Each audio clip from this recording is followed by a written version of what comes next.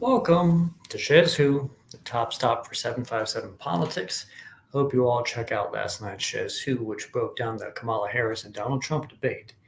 This show will focus on a Virginia Beach City Council candidate forum hosted by the Central Library and put on by the Hampton Roads Black Caucus. But I do want to begin by doing my shout outs, starting with, of course, my wife, Andrea Dixon. Love you. Hope you're having a great Friday. Miss Ellen over at Ellen's Homestyle and Barbecue Express LLC. Go ahead and look at her locations in Portsmouth Boulevard in Portsmouth and across from Virginia University and Virginia Beach.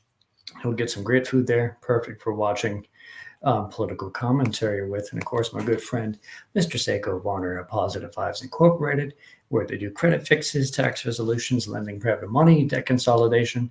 Hit them up at 757-932-0177 or positivevibesfinancial@gmail.com. Now, just last night, after I put myself to bed, Suffolk police responded to a shooting on the 800 block of East Washington Street. They arrived to the results of a mass shooting, one dead at the scene, another dead after arriving at the hospital. 3 are now injured. And a mass shooting is defined as an individual or group of individuals engaging in an act to kill or injure multiple people in a populated area. Unfortunately, one happened on my neighborhood street in Portsmouth back in January. 2 were dead there. Norfolk's seen mass shootings. Chesapeake has seen mass shootings. Virginia Beach has seen mass shootings. Many deaths and injuries have occurred from them, not to mention the daily shootings we see across Hampton roads that seem almost, unfortunately, habitual. As I do with each one of these events, I'll remind people guns have no societal purpose. They don't add to the greater good. They have no function beyond that of injury or death. Back in 2019, a year of a big mass shooting in Virginia Beach, the city voted to ban electric scooters at the beach for fear of injury. They then turned around and voted to make the city a gun sanctuary city. At least scooters were designed to take someone from one place to another. One of these days, I'll love to see a headline like 5 people were saved from a car crash in Virginia Beach after a gun was used to pull people from the car, or a child saved from choking at a local store after a gun was used to extract lodged food from their throat, or a man lives after new gun treatment cures his cancer. Unfortunately, we don't hear those stories because guns aren't designed for any of that. They're designed to shoot bullets into people. And as we saw last night in Suffolk, Virginia, that we're often going to get those type of events where people have their lives taken. When leaving the Victory Crossing Shopping Center in Portsmouth on the way home, I see many signs for political office, including one of tonight's SchezzWho guest, Kelvin Turner. I also see one from the Virginia Citizens Defense League, and it simply says, "Guns save lives." Unfortunately, that sign is literally false. And this morning we were reminded of that yet again. Guns take lives. Moving on to the forum breakdown. The Hampton Roads Black Caucus put it on. And yes, they present themselves as Republican in yearly endorsements, one, and seemingly in who they bring on to moderate these things. Former Republican delegate Karen Greenhall was a moderator at the first mayor forum and again at this forum for city council members. But I'll say this, I sincerely wish the greater Hampton Roads Black Democrats would also put on forums like this. I haven't seen one, so I shrug in that group's general direction. Remember, they were formed because of the last election seasons that the Hampton Roads Black Caucus endorsed. And I want to see them do forums too. For this Virginia Beach City Council forum, I was looking to try to get there by 5:30, and I showed up 12 minutes late and it still hadn't started. Of 5 distinct Virginia Beach City Council seat races and 13 listed candidates between them, only 7 candidates showed up to the forum. And Chris Taylor was there in the crowd, so excellent for him. Bonus point, I guess that puts him at like 13 points on my scoring system now. And Sabrina and John Moss are still tied at 6. Chris goes into this looking out for who will replace him in the District 8 seat, and he already supports Phil Hines. Let's see how he does. Now, for the audiences left to right, Ryan Gilliam was alone repping District 1. Then there were 3 empty seats because Councilman Hutch didn't show to face him, -1 point for Hutch. Then District 3 seats, including Marco Bellucci, who did not show, Christina Felder, who didn't show, and Mr. Jones, he didn't show to face Michael Berlucci either. Then Rosemary was there alone in District 5 because LG Shaw didn't show. Cash Green was there for District 7, but not Mabenti Scott. And all 4 District 8 contenders were there: Cody Connor, Stacey Cummings, Phil Hines, and Leland Jones. So the barest minimum is showing up to these events. So at this moment, I was looking down on Berlucci and Chief Hutch, incumbents, and the challenger candidates like Mabenti and Shaw and Jones. We scoff at folks like David Culpepper for missing so many school board meetings in Virginia Beach, and that's fair. It's fair to scoff at people who miss these forums when they're coming to you for their vote. Besides Chris Taylor, I also saw Brian Kerwin, Republican political consultant, in the crowd. Sitting next to him was school board member Kathleen Brown, another Republican. Then came the beginning and opening of softball questions. From Ryan Gilliam came his being a former Marine and a deep Virginia Beach background. He has experience in aviation management and has been a longtime defense contractor. He's running for fiscal responsibility, notable change in vernacular from the mayor forums where they said that they were running on fiscal conservatism. Ryan wants lower taxes and wanted to assuredly note a no on city employee collective bargaining. So lower taxes accompanied with weakening the way city employees can get themselves higher wages, better working conditions. That's not a supportive point. But then again, Hutch was absent, so in D1 it's Ryan 0 and Hutch -1, at least so far. Then in District 3, -1, -1, -1 to Berlucci, Felder, and Jones. Rosemary was next, with calling to know why she's running. There's a lot of new bodies on council, but experience is needed. She's exemplified leadership that's delivered. We do well as a city if all of this stuff works. Now, I'm not entirely sure what she means on that, but experience also isn't necessarily a good thing. Distance from corporatist interest in the city is a good thing, but she can't speak to that. So I can't exactly reward her a point, but at least her opponent didn't show, and they got -1. Cash Green went next, thanking the HRBC. Then he said District 7 is the forgotten district. He mentions as a car salesman that he's in negotiations all the time, and the city needs better negotiations. He wants D7 to have more businesses, and he'll help bring them on. I admit to being more leftist now than I have been in the past, but getting newer businesses into a district isn't a bad goal. And I would give Cash the point and point out Mabenti was absent, so Cash won, Mabenti -1. The D8 candidates came next, and Cody was first. He wants a more connected, more affordable, more protected, more educated, better public transited city of Virginia Beach. All of this improves productivity. He's knowledgeable of and supports a new infrastructure.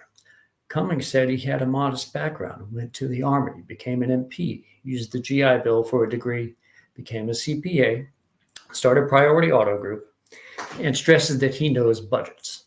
Phil stressed that he lived nearby, and he's upset more people are leaving the city. To help more people move back, he encourages this trail built on the old Norfolk Southern Railroad and believes it will help encourage new development along the I-264 Virginia Beach corridor. He acknowledged the overall police force is hurting in the city, and at the same time, too much of its focus is at the Virginia Beach ocean front. Phil maintains he's a political outsider. Leland Jones stresses 3 things: family, small business, and he lives in Virginia Beach. He wants tax relief, school modernization, better public transportation, fiscal responsibility. He'll deliver, lead, and listen.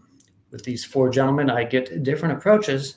Having not previously heard from Leland, I was initially impressed that he blended populism in his call for his fiscal responsibility like Ryan did over for D1. He said lower taxes. Thought, so that is giving me his lean to the issues. And like Ryan, that comes off as someone who wants to lower taxes and cut spending too, because the budget would get stressed more when you lower taxes. But the populism on school modernization and transportation is going to be offset by wanting to balk at spending and taxes. Stacey Cummings is outright unsupportable, at least I believe. I came into this largely biased due to being supported by the Republican Big Red Machine, as Cummings is. He's got over $130,000 in donations, and they're largely from property interest, energy interest, and car dealerships. But his answer so far was just about his background and him knowing budgets, so no big whoop. Cody and Phil are guys I knew personally, both have been on the show before in separate interviews on SchezzWho. Phil leans Republican, Cody leans Democrat, and Phil's commentary on police usage seemed to open up a possible discussion on overall policing, or at least their funding at least. Cody was big on public transport and affordability. Between those two, I'll throw the point to Cody as his answer was less about his history and more into the goals that he has overall. It was both broad and specific simultaneously, if that makes sense. 1 point goes to Cody. Then came my favorite topic over the past year, collective bargaining. Rosemary went first. She voted against it earlier in the year. She said she's a strong employee supporter, especially of teachers. She wants the best raises. She acknowledged the STEP plan and how the city spent $760 million on it. She wants better equity. Collective bargaining is a union to her, though, and employees don't need to unionize. Other cities are looking at us, she says. There was no counter from LG Shaw, of course, so I'll just rip into this answer for the both sidesism that it reeks of. Better equity and better wages, better conditions, and all of that stem from empowered labor. Rosemary isn't bankrolled by teachers or firefighters. She's bankrolled by obscene developer interest. Developers who won't get as much future deals from the city if long-term city employees get higher and higher pay that they deserve. A city's labor is as much a part of infrastructure as a school building, and if you do not want to empower their ability to call for better conditions for themselves because you fear tax expenditures, then please get out of public service. Especially there are votes for things like the Atlantic Wave Park or the Sports Center. No points were given to Rosemary, and Shaw is still at -1. Cass Green said this issue is complex. It would be knee-jerk to just say no. He wants to present District 7 well, and firefighters who live in the district say they want it, so he may support it. He wants a task force and to talk to more employees on the matter. And I really appreciate him treating the issue openly. I'll give Cash a point for that, so 2 points total so far. But hurry up because the firefighters already said they wanted it. It's a fact collective bargaining makes city employees paid more and conditions better. These are things one need to be immediately for or against. And McBinty wasn't there. So Stacey Cummings is opposed. No surprise from the candidate floated by real estate property interest of the Republican establishment. He wants collaboration, not confrontation, and he thinks collective bargaining is confrontation. He wants accountability and scoffs at millions that unions get. And in turn, I'll scoff at a millionaire, founder of a car company, being worried about that. He says reasonable people can sit down and, as the wealthiest city in Virginia, increase in pay should happen. Problem is, it doesn't just happen naturally. People need to apply pressure. We did in Virginia Beach during COVID when many people left the child care program in the city, so the city raised the pay, and I and others took advantage and applied. The sanitation workers actually striked to get hazard pay from the city. So don't tell me the workers don't have the right to stand up for themselves. You're just scared of paying city employees when you'd all rather pay developers with city money. I get the similar sentiment from Phil Hines. He doesn't support collective bargaining and then also says we need to support employees. There's a crisis of leadership versus resources, and his views on collective bargaining as adding government. So he's coming off as the freedom and liberty type of individual here, and he wants fewer government. In a sense, I get the feel he's using some of Chris Taylor's crisis of will rhetoric from the forum on mayor candidates about affordable housing. But I can't, with this both sides, I support the employees, but I also don't support the employees type of rhetoric. The very existence of government services require government laborers. And in that sense, this isn't an endeavor to go cheap on because you remember that favorite quote about limited government, or you think freedom is a blood type. When you go cheap on labor, you encourage cheap results, and people would as soon leave if they could. If they want to fight for themselves and empower them to do so, go ahead. Leland also didn't think this was a solution, but he said employees need fair wages and working conditions. City workers need a fair scale. He'll listen to employees, though. I can't buy this listen to employees thing much either. Leland, you said this isn't a solution. So listening to employees isn't going to convince you. You already convinced you. 3 Republicans up here in D8, all saying they think fair wages and employees need this and that, then slam the door in their face. That's why Cody Connor is a breath of fresh air. Cody outright supports collective bargaining, and he then turned to knock on Phil's commentary about firefighters are lacking. And then Cody spun it into a situation about how leadership is being called upon, but when leadership fails, workers need a support mechanism. Rosemary's calling for her experience in leadership. Chris Taylor says there's a lack of will to do things and leadership needs to change. Phil says similar. And here we have someone pointing out that leadership isn't going to happen regardless, and sometimes it is poor. And collective bargaining will be there for the workers when leadership fails. That is the right way. It's a good investment. So full point goes to Cody. That's 2 for Cody, and the rest are currently zeros in District 8. So Gilliam repped D1, and he admitted that he's not for it. He's been against it for a while now. He said he represents taxpayers. And that's ironic. As a former Marine and longtime government contractor, he pays taxes, but his income was largely taxpayer-based. But rhetorically, he reps taxpayers, which rings the bell to you, the viewer, that he doesn't represent city workers who derive income from tax dollars. Ryan points out that home values are soaring, and a property assessment type system that feeds our government budget is going to mean higher taxes. These folks know what they get when they apply for these city jobs, he says. Okay, so on one hand, I like Ryan pointing out the system actually encourages both high taxes and high real estate values, in turn corrupting many things. He didn't say that encourages big real estate developers to be big spenders in politics, but I'll say that. I really don't like this getting themselves into type of thing, because that's why sanitation workers striked in Virginia Beach. They needed something from the city, and the city wasn't delivering. The city wasn't delivering for parks employees and childcare, and almost lost the program before they raised wages.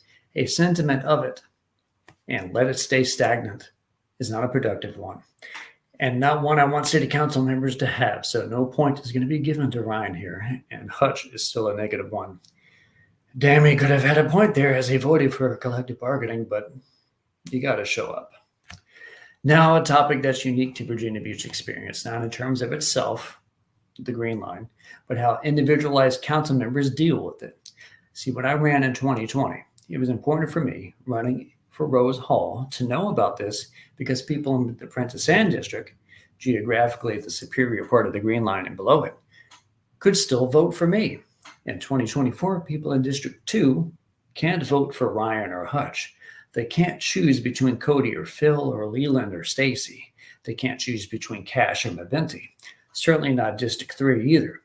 But all these candidates should still know about it, as they'd vote on it even if they weren't representing that district. So I like the question being asked. Rosemary mentioned the blue line, green line distinction, and the Green Line and below has no city services. Well, there's a city need for affordable housing, and she started the housing board, she reminded us. There's a need to worry about the taxpayer pocket. That reminds me of Ryan's commentary about repping the taxpayers. Remember, Rosemary is heavily funded by real estate interests. But then again, Shaw wasn't there, so it's 0 to -1 still. Cash Green underlined wanting no big development below the Green Line. There's too many abandoned developments above the Green Line. Use the space above that, which is not used correctly. Empower small business owners. So I'll give Cash the point here, which should be about 3 to -1 so far in his race. Phil Hines wants more development out of the aging strip malls. Rezone them and others. Maintain as much character of the city as possible. Zoning will be the key to exciting outcomes, and watch tax dollars on development. Leland Jones wants no tax dollars on development there. He wants fiscal responsible leadership north of the Green Line too. It will help the working class and seniors to do this. Cody said rezoning is needed. Multi-use buildings need to be put in place with strategic density highlighted.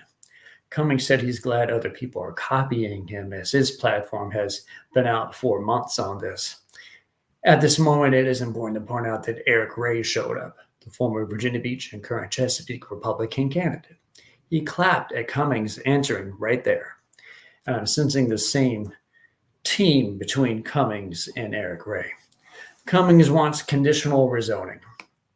I'll note Phil and Cody gave very similar answers, but the point's going to go to Cody as strategic density was wrapped into the call for zoning reformations. And I do recall Phil Hines has stated how much he's against the zoning regarding multifamily housing versus single-family housing, at least in his district. Ryan Gilliam pointed out anemic shopping centers exist north of the Green Line. Cities change over the years. Keep the spirit, if possible, addressing housing inventory more northward. So the point's going to go to Ryan there. He should be at 1, and Hutch is at -1. It's here that I'll note, right when Cummings was answering, Berlucci walked in and sat down at his District 3 chair. I texted Ron Taylor up there in the crowd that Berlucci should be given time to catch up. I was envisioning that he should be given time to answer all of those questions up to that point. Soon he was given the mic in order to do an intro at least, and he said serving has been an honor of a lifetime. He just came from a town hall about the homeless encampment actually on the water in his district. He pointed out affordability as a top priority. He also calls for transparency on the comp plan, and he believes transparency can help toward affordability. Build in less established neighborhoods. Offer more people a seat at the table. That's his rhetoric. So in terms of his now appearance, coming from a town hall, I'll give him a point, back to bringing him to 0. I'll note, however, he left a homeless encampment town hall and then didn't offer much substantive advice on housing affordability. Not much on the Green Line, too. So he remains at 0 while the others in his race are at -1. Now, here an intermission was held so people could leave their seats and go get some food. I stayed in my seat. Kathleen Brown, Brian Kerwin, and Eric Way, they were all chatting amongst themselves. Eric Ray got claps from being pointed out by Ron Taylor. So did the leaders of the SeaTac Civic League. Cummings supporters were talking amongst the crowd. I think I even saw Leland supporters with Leland shirts on, which is pretty interesting. I guess District 8 must be pretty big. After intermission came a question about adhering to the comprehensive plan and public engagement. Cash went first. Engagement on it is important. The small district population is motivated. He'll text people to get the word out about this, and he's great at dialogue on these things, and he'll even go door to door. But I don't think he answered the comp plan part, so I'm not going to give him a point on this, even though he's being very transparent. Leland was next. His tagline is leadership that listens. If citizens say do it, then let's get it done. Hold developers accountable. Don't buy seats to the council, which is a very good thing to say when you have Cummings in the race. Accountability to constituents is key. While I think this was a shot at Cummings, I can't award a point as it didn't touch the comprehensive plan. Cody likes public engagement. He speaks at the board and council frequently. There's no need to develop below the Green Line. More density is needed above it, not sprawl. So adhere to it. Cummings said that this is like a third comp plan, and it is a valid one, and SGAs are notable, strategic growth areas. There's opportunities to redevelop there. The green-blue development should be sparse. Hines said engagement is important. Council doesn't always listen, though. The comprehensive plan should be a guide. It saves tax dollars. Increase effective communication before development. Now, I like Cummings actually referenced SGAs. His lines were pretty good as per the question. Cody wants a generalized strategic density approach, and I want to give Cody the point, but I don't know if his answer sort of leapt off the page as much as the others did. So I feel we're doing this, but Cummings gets the point. So it should be 2 to 1 to 0 as of now. Gilliam pointed out himself being a civic league leader, underlying how important public engagement is. Town halls are needed. Surgical development is needed. Also plant 4 trees for every one that is cut down. Help taxpayers.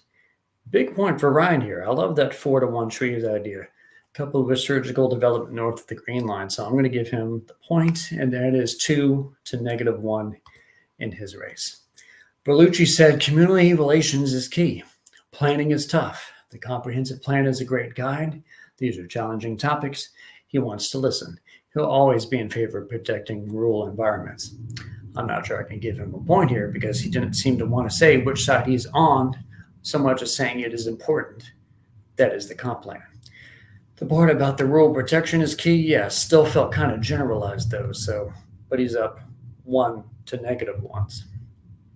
Rosemary referenced the importance of community engagement. That's what helped her lead, quotes here, on Rudy Loop and open space is good. There's been 18 months of engagement on similar things, and the comp plan meetings are largely unattended, though. She said we need more public interest, and I will point out the Rudy Loop is a good thing. But that tone on the end sort of castigated the public for not showing up to those little meetings. So still 0 for her to -1.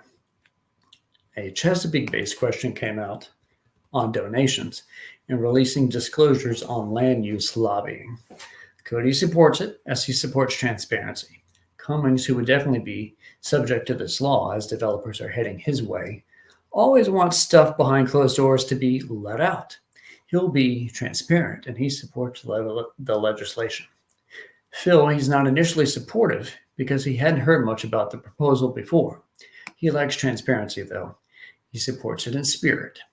Jones said he's a friend with the councilman in Chesapeake, whose last name is Ike, who proposed this. Jones likes accountability. He wants to bring it to all the boards, too. He'll deliver it and listen. Cody was brief, but supported it without qualification. He would get the point. So 3 to 1 to 0. Gilliam supports transparency. He points out you can't run on seashells, though, that you do need money to run for office. We should see where the money is coming from, he added.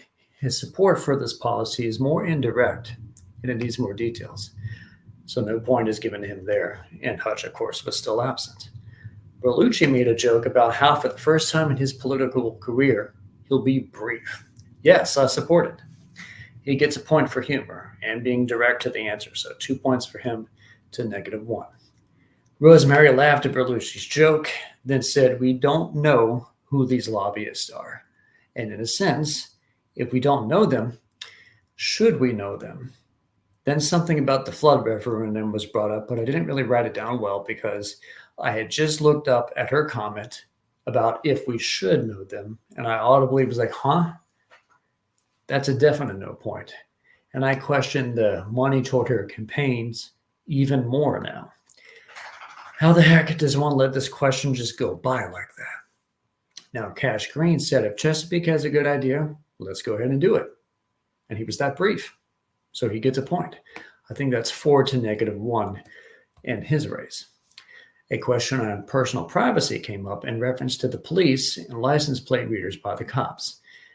Gilliam threaded the line of privacy and property rights, wanted to let people know he backs the blue.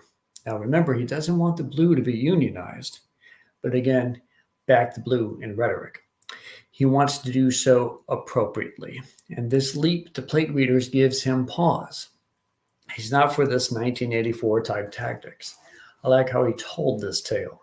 So he gets a point for the plate reader skepticism, even from him as a base of wanting to support the police. That's 3 to -1 in his race. Berlucci played up having a great police chief in this city. That's why we're safe, and we need to remain safe in Virginia Beach. He respects the chief's usage of expertise in tech-based solutions. The result is safer neighborhoods. Mr. Berlucci just supported plate readers outright, signifying the distinct type of Republican he is from, say, Ryan Gilliam or Phil Hines. No point for Berlucci there. Rosemary Wilson also agreed with Michael. No change there. This type of stuff helps confiscating illegal guns. We need to be careful with liberties, but there are worse things than license plate readers. So no point for her. That Wilson, Berlucci, Cummings, Dyer type of collection is a group, and it's corrupted. Cash Green said he likes the Constitution, he likes our rights, then dropped that there were 3 murders in his district since the start of the year. If tech stops these threats, then all means are going to be necessary. Work on not going after law-abiding citizens, and he believes these readers just find out who the non-law-abiding citizens are. No point for cash. Cummings quoted Franklin on freedom and safety. You guys know that quote. Then said, if the courts say this is legal, then it's a good thing. And I don't need to remind you that just because something is legal, say plate readers, that it's a good thing. No point for Cummings. Hines said public engagement on this issue is key as well. Maybe this thing gets bad press on it. Where does this end? Legal doesn't mean right. Save tax dollars and not do this. But it's a hard topic, though. Big ups to Phil there. Jones said he's proud to be American and free. Safety and protection is why he's running. He trusts law enforcement. Now, I can't exactly say he knows his history all that well if he thinks freedom and law enforcement mix very well. Cody said he works with a lot of tech. He wants responsible usages. It depends on how bad your day is. When you really need something like this, maybe you'll change your mind. Now, we're going to err on the level of safety here. Now, while I like the movie Tremors, and I like the character Burt Gummer, and I know he kind of just said a Burt Gummer quote, I think Cody went too close to supporting this particular law enforcement tactic. Phil has the best answer, and he's on the board now. 3-1 to 1 to 0 in that race. My last page of notes has a question on inflation strategy, the stormwater debt overruns, schools, new roads, and rec centers, all balanced with tax relief. Bellucci, I had the sense he wanted to treat this question seriously, and he said there wasn't enough time to answer it all. Our needs exceed the budget. Employees need help. The tax base needs to expand. That's Bobby Dyer rhetoric right there. Retain and attract large businesses. I don't like how this distances itself from smaller businesses, but that's another topic. We need transparency, and the overruns are more like 600 million. I don't like this run towards stuff like Atlantic Park or Amazon, not named but alluded to in Mr. Bellucci's rhetoric. And because of that, I can't give him a point there. Rosemary said that this is very difficult. Inflation troubles us. And why are costs on school building going up? Building Kellum was like $187 million. Why is the new Princess Anne scheduled to be about $278 million? These are tough choices. Then something about us having a low tax base. I'll actually give her props on pointing out why one high school is $100 million more than the other. But she's on council. She's approving the developers. She's funded by these developers. And the developers are changing the costs. No points to her on that. Cash said he's pro-business.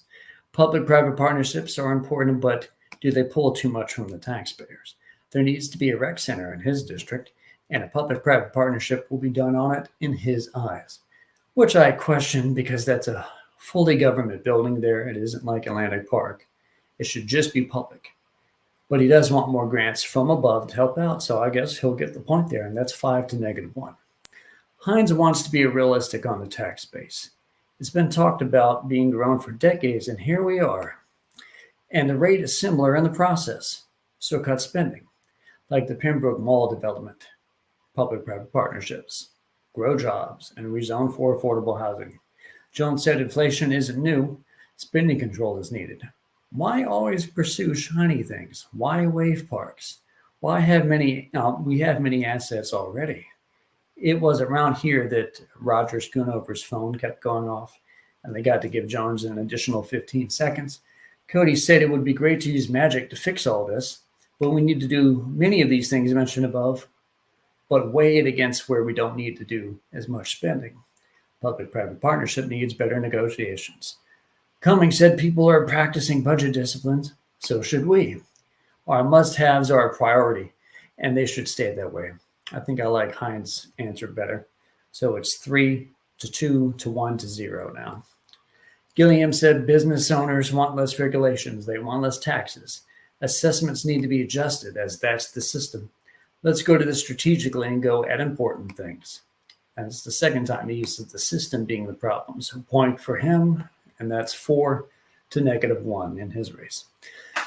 Alrighty, so as far as my arbitrary breakdown of this form was in terms of scoring, Ryan Gilliam leads Chief Hutchison after this night by a score of 4-1. In Berlucci is District 3. He leads 2 points to -1 to -1. In District 5, I didn't have Rosemary scoring a point, but she leads 0 to -1 on Shaw. In District 7, Cash Green is up 5 to -1 on my Benty Scott. And in District 8, the most competitive, Cody Connor is up 3-2 over Phil Hines, and Cummings and Jones come in at 1 and 0 respectively. I hope you all enjoyed this. Tonight's show will be with guest Dr. Calvin Turner, who is running for City Council in Portsmouth.